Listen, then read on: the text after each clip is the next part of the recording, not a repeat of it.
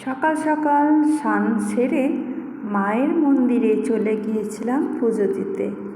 ছোটো জা ছিল আমার সঙ্গে। ছোটো জাকে নিয়ে দুজনে মিলে চলে গেছিলাম মায়ের মন্দিরে পুজো দিতে। বজবজ কালী মন্দির, আমাদের বাড়ির কাছাকাছি এই মন্দির। তো ভিডিও না করলে তো হবে না, আমার প্রিয় বন্ধুদের জন্য তো আমি একটু ভিডিও বানিয়ে নিলাম আর মাকে দর্শনও করিয়ে দিলাম, কারণ আমি একা কেন দর্শন করব, তো আমার প্রিয় পরিবার সবাই আমাদের মাকে দর্শন করে নাও। এই যে আমাদের মা, বজবজ কালী মন্দিরে খুকুমণি। পুজো চলছিল তখন, আর আমি একটু ক্যামেরা করে নিলাম, ভিডিও বানিয়ে ফেললাম।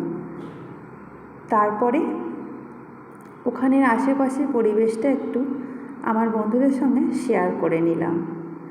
দেখে জানিও কেমন লাগছে। ভীষণ সুন্দর, আমাদের এখানের এলাকার জায়গাটা খুবই সুন্দর। আমাদের পাশেই, আমরা কিছুটা দূরে থাকি, তো চলে গিয়েছিলাম ওখানে, একটু ভিডিও বানিয়ে ফেললাম আর মাকে পুজো দিয়ে এলাম। শনিবার ছিল, আর ওখানের দৃশ্যগুলো তোমাদের সঙ্গে শেয়ার করে নিলাম।